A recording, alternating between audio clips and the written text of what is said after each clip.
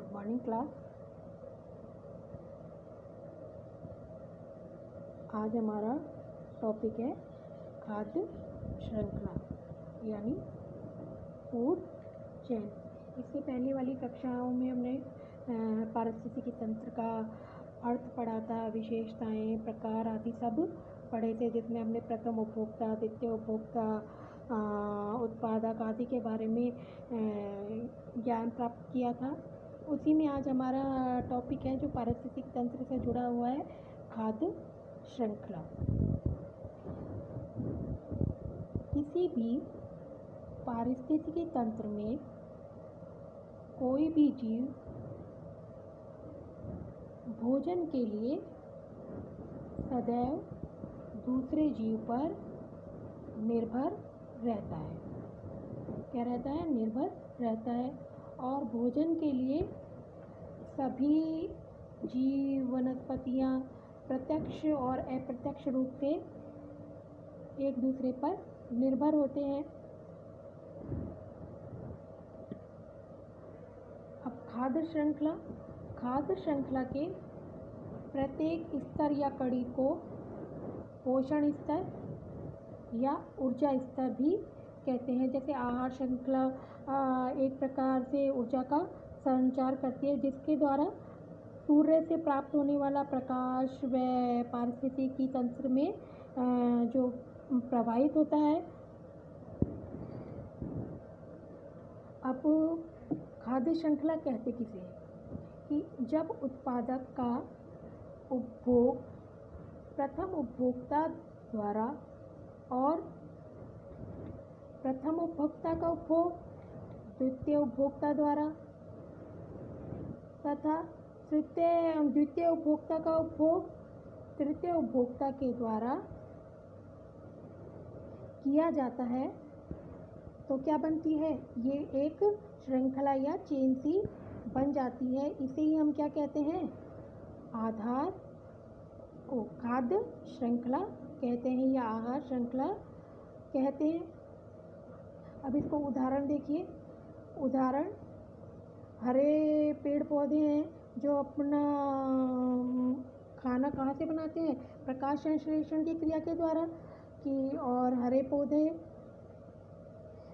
को कौन खाते हैं? टिड्डे। और टिड्डे को कौन खाता है? मेंढक। मेंढक को कौन खाता है? सांप। और सांप को कौन खाता है? बाज। तो ये एक क्या बन रही है? चेन सी बन रही है। ये ही क्या कहलाती है? खाद्य श्रृंखला कहलाती है। अब खाद्य श्रृंखला प्रकृति के आधार पर 3 प्रकार की आहार श्रृंखला होती है, जिसमें पहली है चारण आहार श्रृंखला। अब ये चारण आहार श्रृंखला क्या होती है? कि यह हरे पेड़ पौधों से आरंभ होकर और पौधे सूर्य के प्रकाश पर निर्भर होते हैं। सूर्य के प्रकाश और क्लोरोफिल यानी कि हरित लवक जो होता है की उपस्थिति में अपने भोजन का निर्माण स्वयं करते हैं। इस क्रिया को क्या कहते हैं? प्रकाश संश्लेषण की क्रिया कहते हैं। यहाँ पे भी इस चारण आहार श्रृंखला जो होती है वो पूरी तरह क्या होती है? सूर्य पर निर्भर होती है। किस पर होती है? सूर्य पर निर्भर होती है।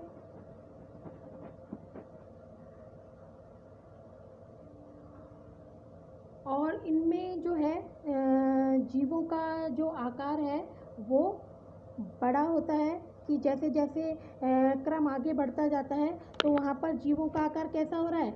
बढ़ रहा है, लेकिन संख्या कम हो जाती है। क्या हो जाती है? संख्या कम हो जाती है। जीवों का आकार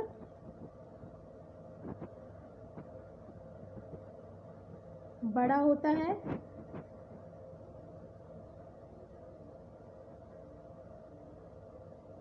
और जीवों की संख्या कम हो जाती है। संख्या कम हो जाती है। इसका भी उदाहरण है, देखिए सूर्य से जब प्रकाश संश्लेषण की क्रिया के द्वारा घास है, हरे पेड़ पौधे हैं, उनका निर्माण होता है, तो घास क्या हो गया? उत्पादक। और प्रथम ये चीज, जब घास को कौन खाता है? चींटी। चींटी क्या हो गई? प्रथम उपभोक्ता।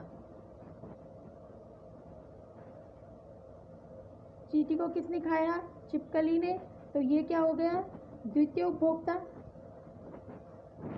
और छिपकली को किसने खाया? बिल्ली ने, तो ये हो गया तृतीय उपभोक्ता। और बिल्ली को किसने खाया? बाज ने। तो इस प्रकार ये श्रृंखला बनती जाती है और इसी को खाद्य श्रृंखला कहते हैं। अब दूसरी आहार श्रृंखला हमारी है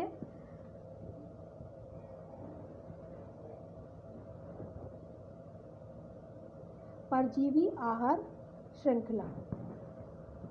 यह आहार श्रृंखला पौधों से प्रारंभ होकर छोटे जीवों पर समाप्त होती है। ये चारण श्रृंखला की बिल्कुल क्या है? उल्टा है कि वहाँ पर तो क्या था कि जो जीवों का आकार धीरे धीरे करके बढ़ रहा था, यहाँ पर पौधों से प्रारंभ होकर यह छोटे जीवों पर समाप्त होती है। और यहाँ पर जीवों का आकार कैसा होता है? परजीवी में जीवों का आकार छोटा होता है। और ये भी क्या है? पूर्णतः सूर्य पर निर्भर होती है। और इनकी जहाँ जीवों का आकार छोटा है और संख्या बढ़ती है, वहाँ पर संख्या कम थी, यहाँ पर संख्या बढ़ती है। इसका भी उदाहरण है कि जैसे पेड़, पक्षी, जूं, कवक, जीवाणु, कि यहाँ पर जैसे जैसे छोटे होते जा रहे हैं तो इनकी संख्या तो बढ़ रही है, लेकिन जीवों का जो आकार है वो क्या है? छोटा होता जा रहा है। जहाँ ये प्रथम उपभोक्ता, द्वितीय उपभोक्ता एक दूसरे पर निर्भर हैं भोज्य पदार्थ के लिए। उससे अगला है मृतोपजीवी आहार श्रृंखला। यह आहार श्रृंखला मृत कार्बनिक पदार्थों पर निर्भर होती है कि जो जीव जंतु मर जाते हैं और उनसे मृत कार्बनिक पदार्थ जो होते हैं उनके उस पर निर्भर होती है। ये है बहुत कम देखने को मिलती है। मृत जो जीव होते हैं उनमें कार्बनिक पदार्थ होते हैं। जैसे यहाँ पे भी इनकी भी आहार श्रृंखला होती है कि जैसे मृत कार्बनिक पदार्थ उनको कौन खाता है? केंचुआ खाता है। केंचुए को कौन खाता है? मेंढक। और मेंढक को कौन खाता है? सर्प। और सर्प को कौन खा रहा है? मोर। तो यहाँ पे भी एक आहार श्रृंखला बनी हुई है। अब ये आहार श्रृंखला जो है ये प्रकृति के आधार पर 3 थी। ऐसे ही विभिन्न पारिस्थितिकी तंत्र में, जैसे घास के मैदान हो गए, जलीय तालाब हो गए, वन पारिस्थितिकी तंत्र हो गए, इनकी सबकी अपनी अपनी आहार श्रृंखलाएँ होती हैं। जैसे घास के मैदान की पारिस्थितिकी तंत्र की आहार श्रृंखला की, घास के मैदानों में पारिस्थितिकी तंत्र है, उनकी आहार श्रृंखला। जैसे सूर्य अपने घास और पेड़ पौधे होते हैं, उनको कौन खाता है? खरगोश खाता है। खरगोश को कौन खाता है? लोमड़ी। लोमड़ी को कौन खाता है? शेर खाता है। ऐसे ही जलीय तालाब की पारिस्थितिकी तंत्र की आहार श्रृंखला, इसमें है शैवाल। शैवालों को कौन खाता है? जलीय पिस्सू। जलीय पिस्सुओं को छोटी मछली को बड़ी मछली और बड़ी मछली को बगुला या सारस। वन पारिस्थितिकी तंत्र की आहार श्रृंखला, जैसे शाखीय पौधों को चूहा खरगोश खाते हैं। चूहे खरगोश को बिल्ली खाती है, बिल्ली को गिद्ध खाता है, ये गिद्ध को शेर या चीता खाता है। तो ये श्रृंखला है जो चलती रहती है। और यहाँ ये भी है कि प्रत्येक जीव किसी दूसरे जीव पर निर्भर रहता है कि प्रथम उत्पादक है जो प्रथम उपभोक्ता द्वारा, द्वितीय उपभोक्ता द्वारा, द्वितीय उपभोक्ता तृतीय का, तृतीय चतुर्थ का, ऐसे ही वो श्रृंखला बनती जाती है। इसको ही हम क्या कहते हैं? खाद्य श्रृंखला कहते हैं।